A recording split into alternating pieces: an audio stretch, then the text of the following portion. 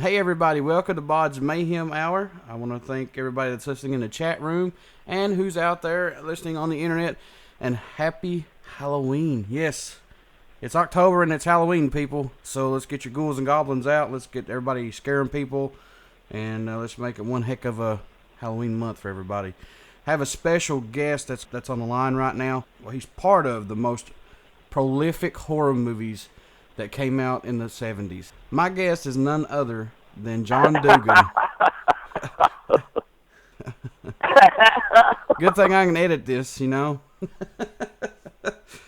My guest is none other than John Dugan, who played the grandpa from the Texas Chainsaw Massacre, and if I'm not mistaken, he's also played in the Texas Chainsaw Massacre: The Next Generation. So, John, how are you doing, my friend? I'm fine, man. I'm fine. I got a free weekend, which is very, very, very, very rare for me. And been blessed with beautiful weather here.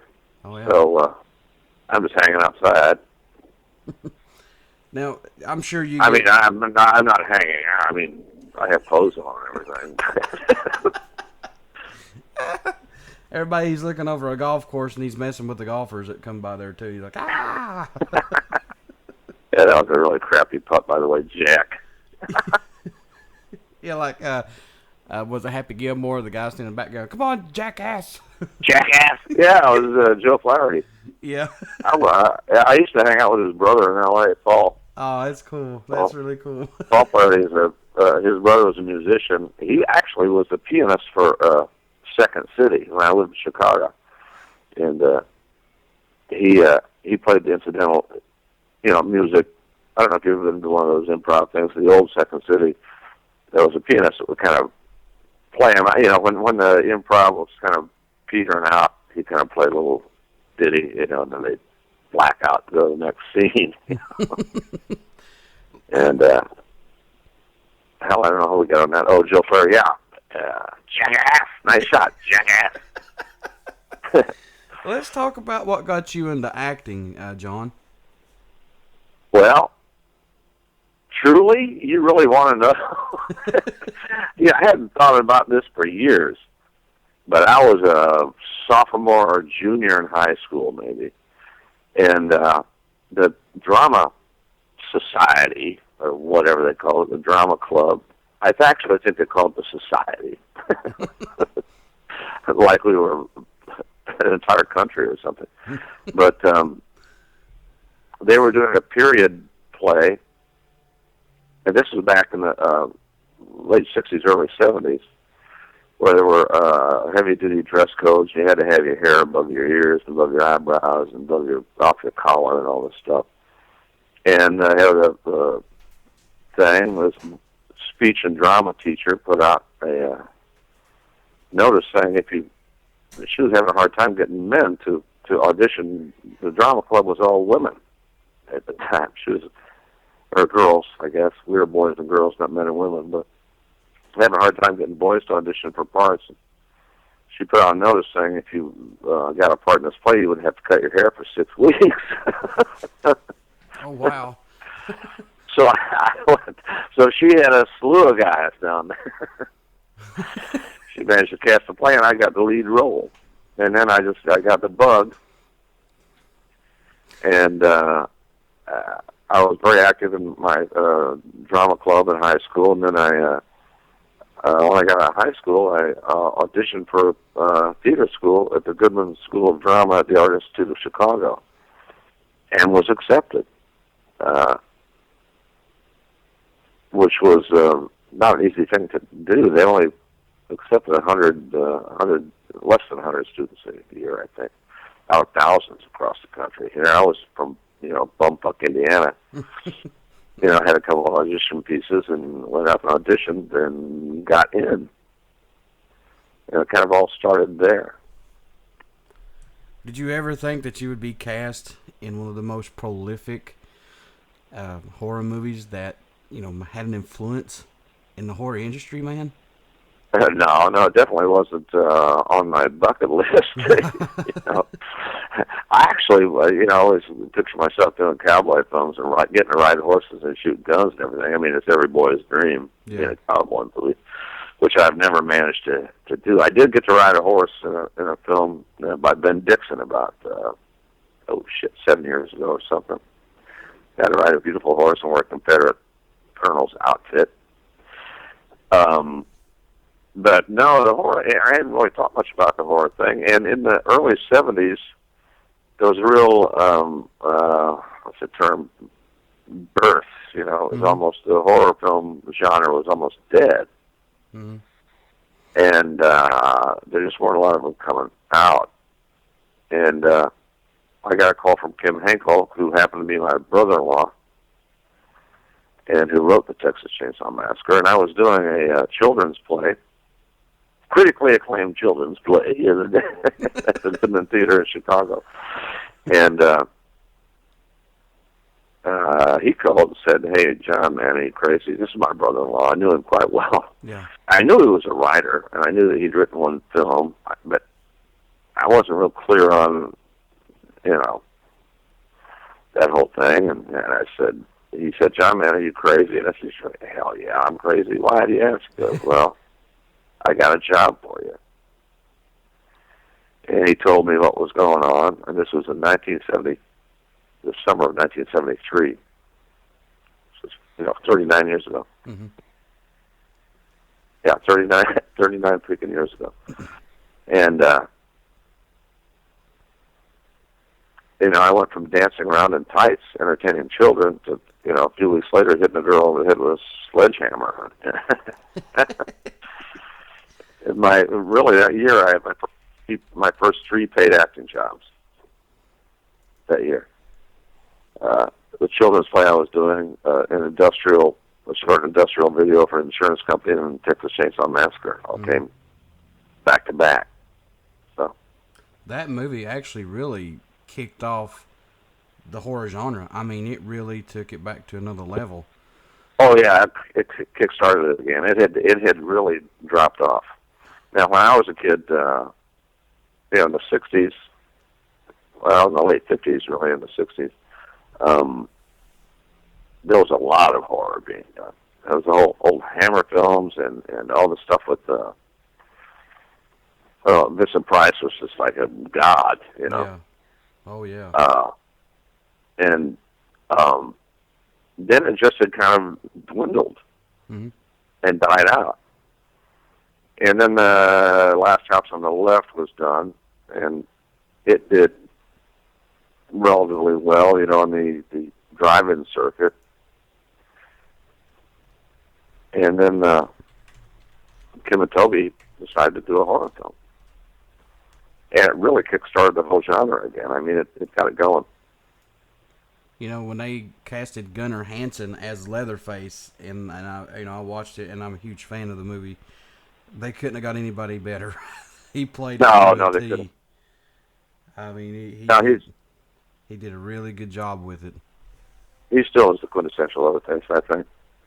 And honestly, I haven't seen all the Chainsaw movies. I've been in 3 of them now. I was in the first one, then I was in the Next Generation with Renee and Matthew McConaughey and all that. And then we just a year ago this week, I was in Shreveport, Louisiana, doing Texas Chainsaw Massacre 3D. Oh, cool. How was that? And I played Grandpa again, 38 years later. Nice. Now, is it with it was kick-ass. Was it because they had a budget, for one thing. I had my own air-conditioned trailer and everything. It was way different, let me tell you. So and the makeup has come a long, long way in almost 40 years. It was way more comfortable. Mm-hmm. Although it was still, I was like, what's with these fucking people? It was 104 degrees 103 degrees at 10 o'clock in the morning, my second day on set. 10 o'clock in the morning. Wow. I was like, why do they have against shooting in winter time down south? What is this horrific, because I went through that in 73 with Chainsaw. The unbelievable heat and being in makeup and full costume and all that stuff. But they just, I don't know.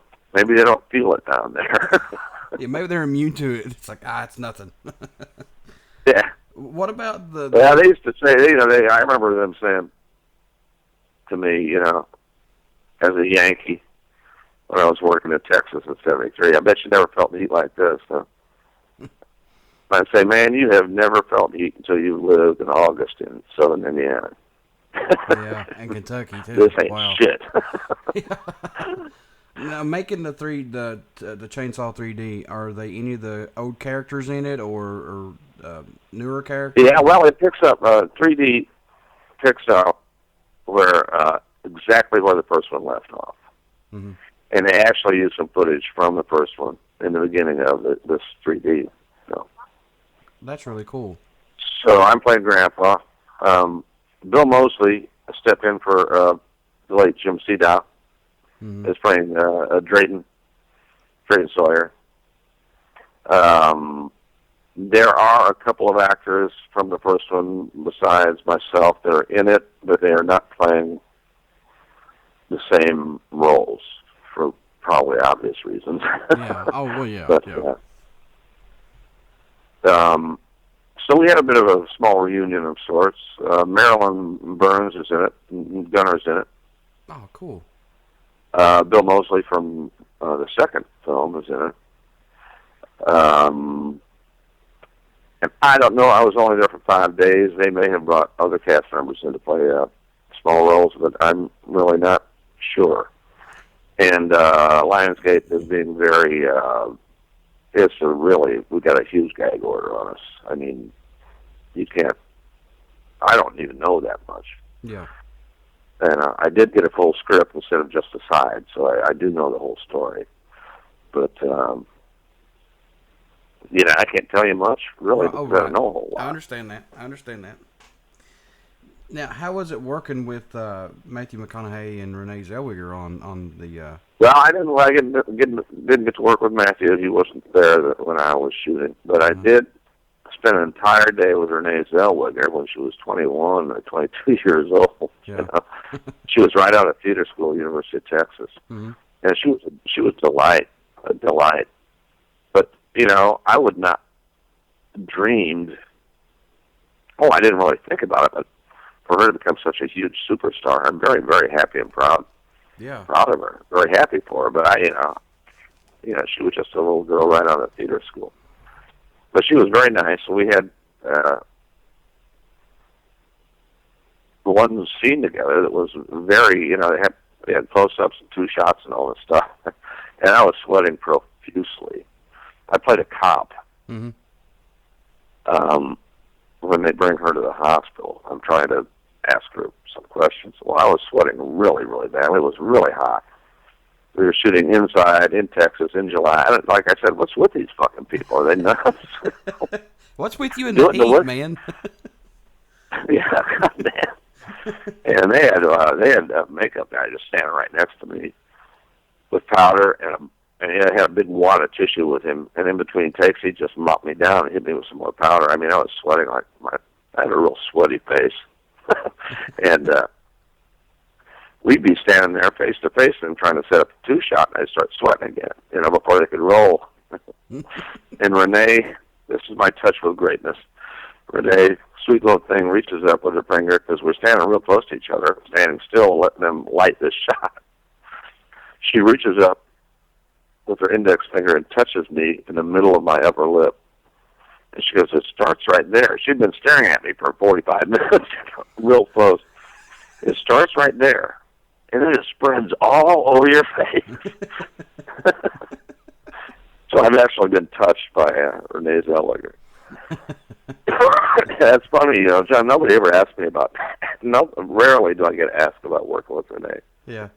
Well, I mean, you were in the most prolific, like I said, horror movies that gave birth back to it. I mean, they've been a lot of big-name characters or people that's been in these remakes and stuff. So that's where a lot of people get their starts at, is from horror movies. Well, yeah, either that or porn. True. Very true. You get right out of film school, you got 2 ways to go. Low-budget horror or no-budget porn. I mean... And for anybody who doesn't know, the Texas Chainsaw Massacre is based off of Ed Gein. Is that right, John? Very loosely based. And also, many films have been very loosely based on Ed Gein. Psycho was loosely based on Ed Gein. Uh-huh. I think in our case, Ed Gein only killed 2 people, maybe just 1. I don't know, but he was probably a necrophiliac, and he did make. He was a grave robber, a necrophiliac more than anything. He was a soft-spoken little man from Springfield, Wisconsin. Yeah, Springdale or something. Very and person.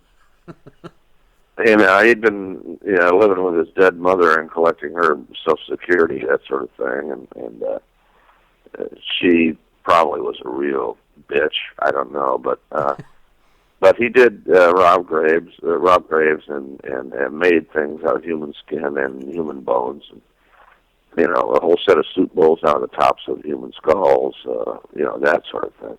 Yeah. Lampshades out of human skin. He had a vest that was made from a female human torso, tanned human hide. But he really wasn't, he had no chain. He didn't go around killing people with chainsaws by any means. He flipped out and robbed, shot, killed, and robbed them in the local general store, for a cigar box with like $35 in it or something. Wow. And then when they got to his house, wow, when they saw all this stuff. And unfortunately, before all the evidence could be gathered and everything, the townspeople went fucking nuts with torches and burned his whole farm down. So most of the evidence was destroyed, which is really, really unfortunate that they couldn't have figured out more about this guy. Yeah, just wait and arrest him and then, raid his house and all that crap, and you would have had your evidence, people. Yeah. But, he died in a hospital for the criminally insane. He spent the rest of his life there. Very quiet man. Very sweet man. Where was the actual original Texas Chainsaw Massacre filmed at? We filmed in and around Austin, Texas. Bastrop, Texas comes to mind as a location. Actually, we didn't film it all in Austin, but everything was within a, probably a 45-minute drive from Austin. Now, Austin in '73 was not nearly as large as it is now. It was, state capital was a relatively small town. It wasn't a small town, but it wasn't the urban sprawl that it is now. All right. So you could get out of the city pretty quickly. They had the state capitol there and the University of Texas there. Neat town. It's always been a neat town. It's a very livable city. I'd like to live there. Mm-hmm. Now, maybe I'll retire to Austin where I can be kind of a local celebrity or some shit. Now, the house itself, where everything was filmed at, was the house did it actually look like that, or did they actually turn it into something, or was it an abandoned house, or how did No, there were people living there. It was kind of a small commune living there. Uh-huh. Well, not really a commune, but there was a group of hippies essentially living there, and they moved out for a few weeks while we filmed, and then the exterior of the house was exactly how it looks on film, but the interior, of course, Robert Burns remade the whole interior. Butcher papered the walls and splattered blood all over the place, and of course, just bones and chicken feathers and crap everywhere. He did a marvelous job on the production design. Oh yeah, he made the. Boy, he and Toby just argued. They fought like cat and dog, those two. Good God! I mean, everybody walked outside. When Robert and Toby bumped heads about something, it was okay. Time to go smoke a cigarette or some shit. Get the hell out of here! I don't even want to witness this. Do you get asked? And they would come some sort of agreement, and then we start rolling again. But do you get asked a lot of questions about like Gunner and the Texas Chainsaw Massacre out at these conferences or anything, or do they just primarily ask you about your character's grandpa? No, people love to hear the inside scoop. You know, they paid good money to come into these places, and they pay a lot. These cons, unfortunately, over the years have gotten rather expensive. Mm-hmm. You know, they're paying to get in, and they're paying a big hit for every. You really have to, if you're going to go to one of these things, you have to plan out who is the celebrity. You really have to have their autograph, because if you got an autograph from everybody, it'd wipe out your bank account. You know? Oh yeah. No, we generally try to do a sit down Q&A. You know, if all of us are together. Mm-hmm. And let people just ask us questions. And everybody always wants to know the behind-the-scenes shit. I do, you know. I love behind-the-scenes stuff. I love the extra features on DVDs, you know, bloopers, stuff like that, you know. People like that stuff. They want to hear the stories about the people. And but the most common question I get is probably about how long it took to put my makeup on. But everybody's heard those stories and how unbearably hot it was, and the whole dinner party scene that ran 28 hours or something. Wow. To film that. You know, they want to hear those stories, but they always want to hear a little something special that maybe somebody has not heard yet. You know, that they can, you know, did this. I heard this directly from John Dugan, you know. Blah, blah, blah, blah, blah.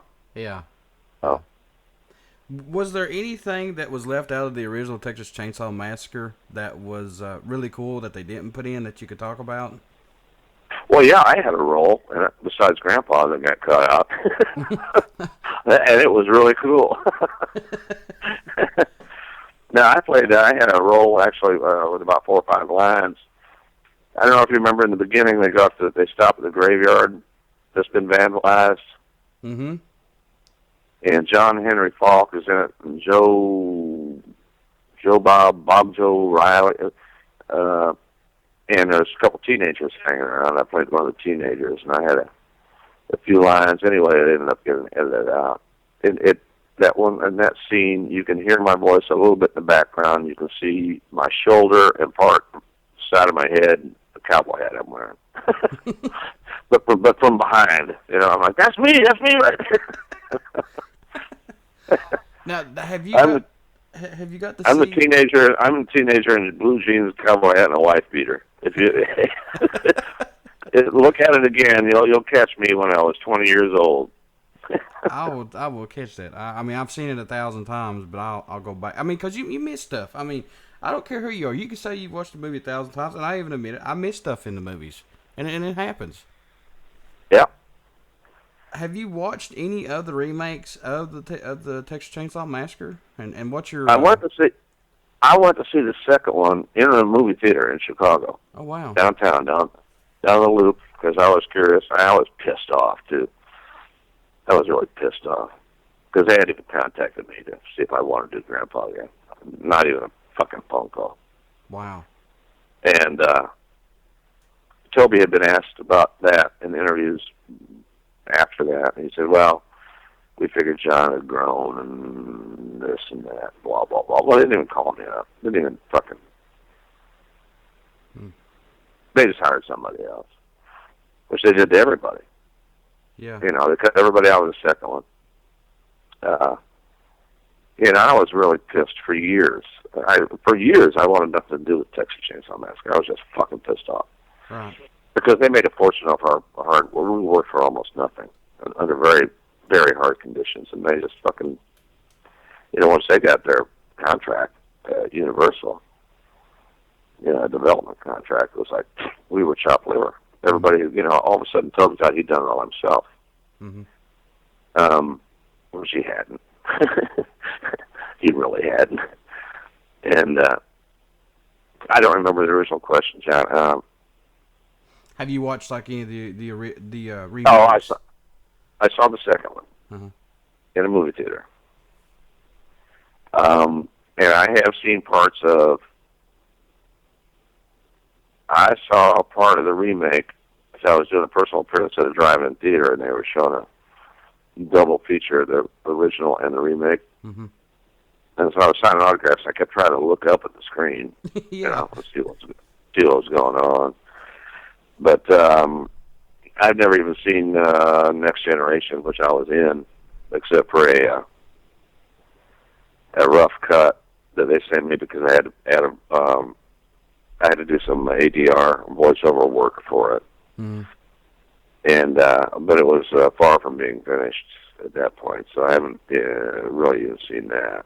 Yeah, you was the cop. You was the cop in that at the hospital. Yeah, I was the cop in the hospital. Yeah. I mean, I don't understand. This is my whole big problem with originals. If you're going to make another one, get the people back in it if you can. I know sometimes it's hard, but at least for the grandpa part, I mean, they could have easily put you back in there. I mean, that wasn't even, you know, they could have easily done it. Yeah. That's all I'm going to say. They could just easily. I know, and Ken, the guy that played well, he passed away a few years ago. Yeah. But the guy who played Grandpa in the second one looked nothing like me at all. No. It didn't even look like the same Grandpa. No. The shape of his face was different and everything. We were about, roughly the same age. I think he was a year older than me. But the Grandpa in the second one looked nothing like Grandpa. Right. Oh, yeah. Yeah, and any true Texas Chainsaw Massacre fan can pick that out in a heartbeat. And I don't know what they were thinking. Like I say, Toby, man, he's deserted everybody, really. I have no hard feelings anymore. I guess Toby, I'd love to see him. Yeah. But it's strange. Anytime that we have a reunion at a con, mm-hmm. and they'll get Toby scheduled in there, he doesn't show up. It's like, oh, I got an ear infection, can't fly. He's afraid to be up in one room. He's afraid to be in the same room with all of us, I think. Wow. And we wouldn't beat the shit out of him or anything, I don't think. I mean, that was almost 40 years ago. Right. Yeah. So, and we were all young, including you. Yeah. I think, and that's just the way things work. And in show business, there are big egos. Yep. And I think Toby thought that, well, I got here on my own, when really, if he'd have thought about it, he really didn't. He couldn't have done it without us. Right.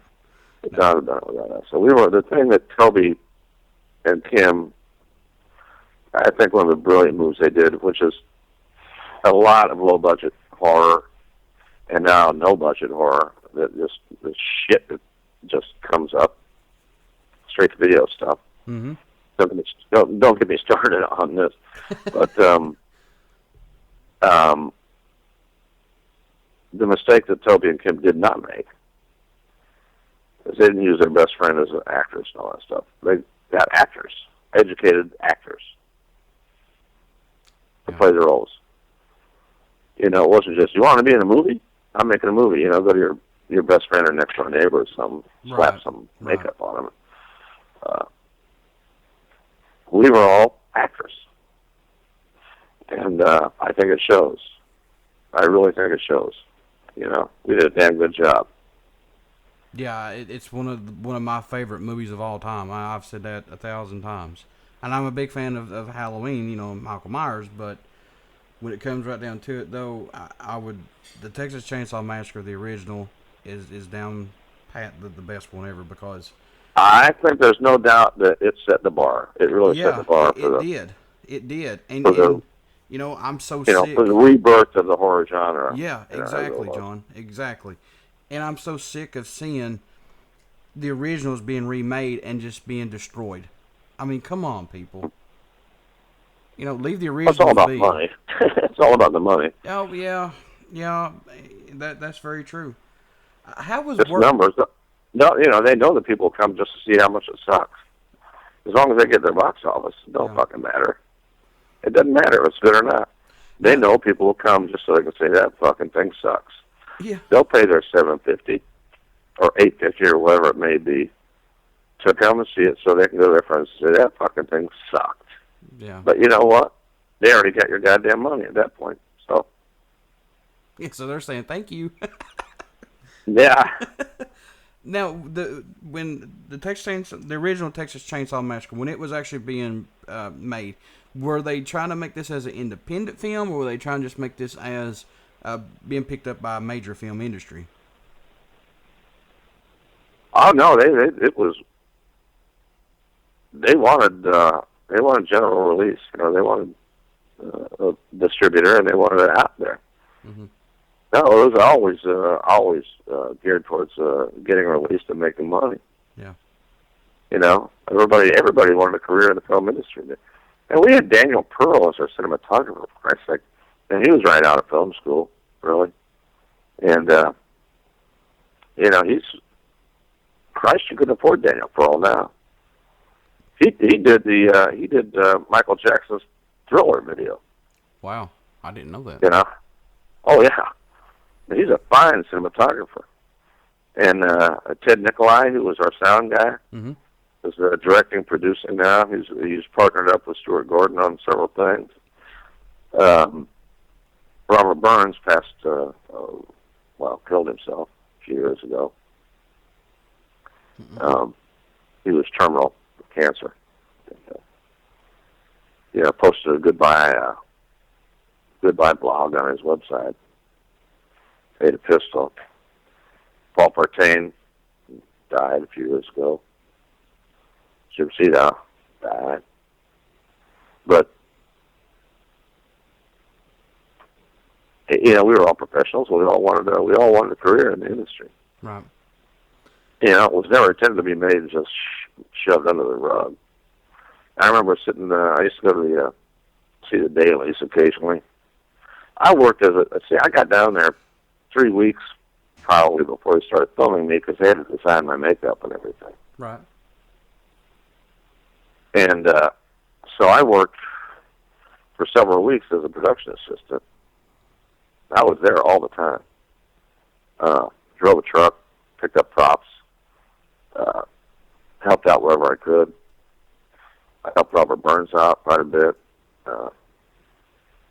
I even helped with food, with catering and everything. Whatever needed to be done, I was there. Mm-hmm.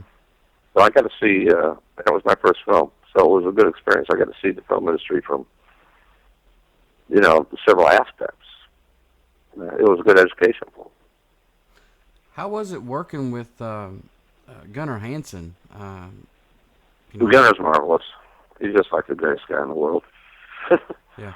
I got to meet him at Scarefest a couple years ago, and the most down-to-earth person I've ever met, John. I mean, just a really... He'll talk to you. He'll sit down and talk to you forever. Yeah.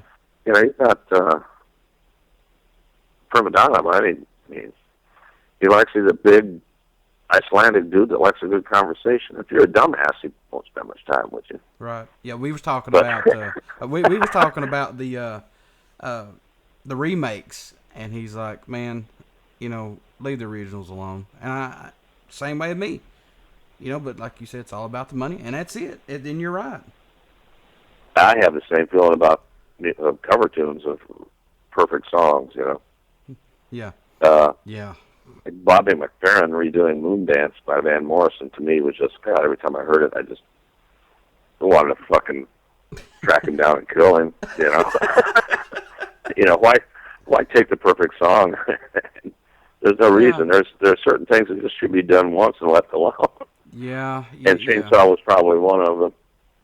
I mean, I'm into metal, punk, and grunge, and stuff like that, and horror punk, and I hear some songs that was, redid, and some of them that's redone them has made it 10 times better. But there's some that's redone them and it's be like, what were you thinking?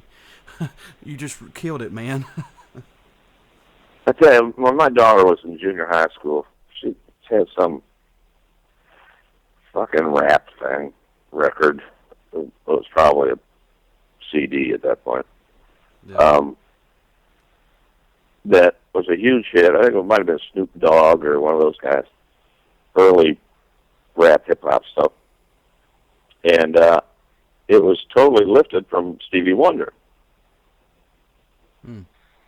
And I said, that's a Stevie Wonder tune. She goes, no. And I still had a turntable and all my 33s at that time. I said, just hold on.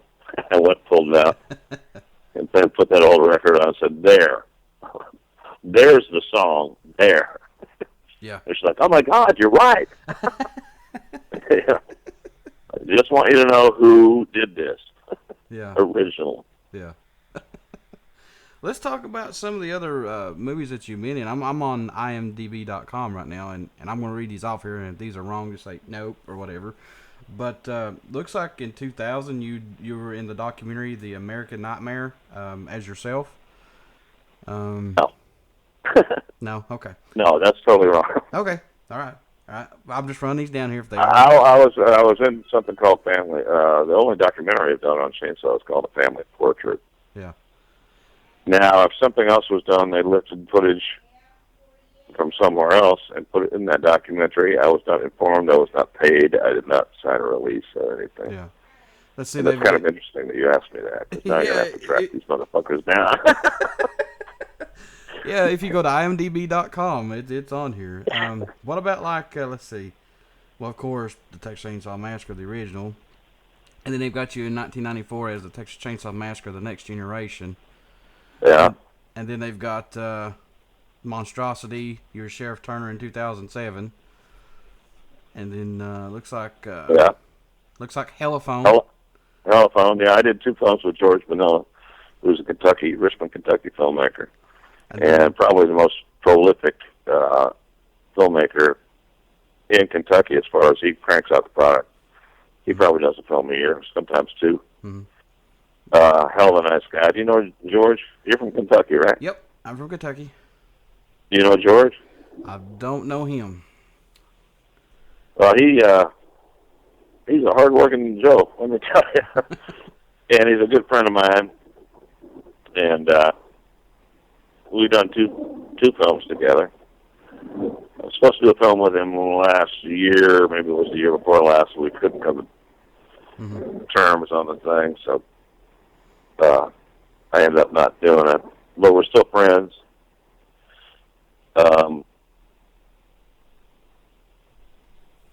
I've done one film with, does it have a thing called Shutter on there? Yep, it has Shutter on here. What year was that? It says Shutter was 2007. Yeah, so it's like,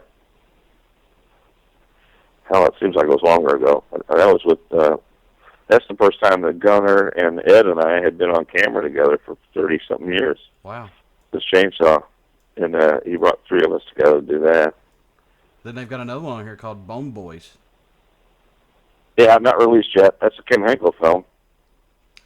And written by Kim Henkel, produced by Kim Henkel, and directed by a couple of his students. He teaches screenwriting and filmmaking at Jesus Christ. Let's see, what is it? A&M Corpus Christi, I think, maybe. Are you in any films right now that's being filmed that you can say that you're in but can't talk about it, so that way? Yeah, I started shooting. Principal photography started on the hospital. Oh, okay. And I start shooting next Friday night down in it's outside of Chattanooga. We're shooting in an old, deserted, haunted hospital. You know, this hospital has been on, yeah, I've been to this paranormal hospital. TV shows and everything. Yeah, I've been to that hospital. I actually did an investigation at that hospital before. Yeah, we're actually spending the night there. It's a cool place. Believe it or not. Oh, no, there's rooms, there's beds there. Just bring your own bedding. I'm like, what? Oh, you gotta be a fucking man. That'll get you in the mood. Well, yeah, it'll get us in the mood, but also they're saving a buttload of money on motel rooms and shit. That's what they're doing. It's a cool place. It really is, John. I mean, you'll be surprised. I mean, it's really active. Really active. Oh, great. Just what I want to do is work till 4 o'clock in the morning and try to get some sleep with active ghosts around. I mean, man, thank you so much for being on the show. This has been awesome. I'm really glad that we got to talk about the Texas Chainsaw Massacre and everything, because, like I said, that's by far one of my favorite movies, the original one. And John, like I said earlier, you're a part. You and Gunner and the rest of the Texas Chainsaw Massacre family of the original one. You guys really set the bar for the horror genre and everything, and I want to thank you guys. Yeah, for we are a part of film history, and that's it makes me proud. I would have never thought. Yeah. Never thought in a million years, but and thank you for shit that. happens in your life, So. Thank you guys for that. I mean, honestly, because I mean, I really dig the movie and stuff like that. So, if anybody wants to get a hold of you, how can they get a hold of you, John? They can't. You can look me up on Facebook. Okay, yeah, that's how I got you. Just look up John Dugan on Facebook, folks. That's all you got to do. Other than that, please don't come knock on my door. Yeah. A lot of my fans, I really don't want to hang out with, to tell you the truth. But, well, there are some weird people in the whole horror fan deal. Yes. Well, for the most part, I love my fans. Don't get me wrong, but yeah. Hey, from me and the whole Texas Chainsaw Massacre family, I'd like to wish everyone a happy Halloween. I understand this is going to be aired on Halloween. Yes, sir. Yes, sir. Okay. Well, be careful. And John, before I let you go, would you do a promo for the show if you wouldn't mind? Oh, absolutely. Would you mind just saying this is John Dugan from the original Texas Chainsaw Massacre, and you're listening to BODS Mayhem Hour? Okay. Tell me when. Just whenever you're ready, sir. Hi, this is John Dugan, Grandpa from the original Texas Chainsaw Massacre, and you are listening to BODS Mayhem Hour. Thank you so much, man. And best of luck with you and everything. Hope you get more movies and stuff. And just thank you for being a classy guy, John.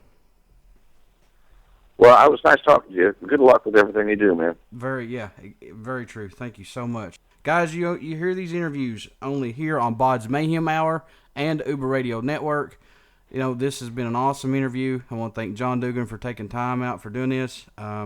So happy Halloween, you ghouls and goblins, and make sure you get a lot of candy, but check it. Make sure there's nothing in it. You only heard that from the John the Bod. Thanks.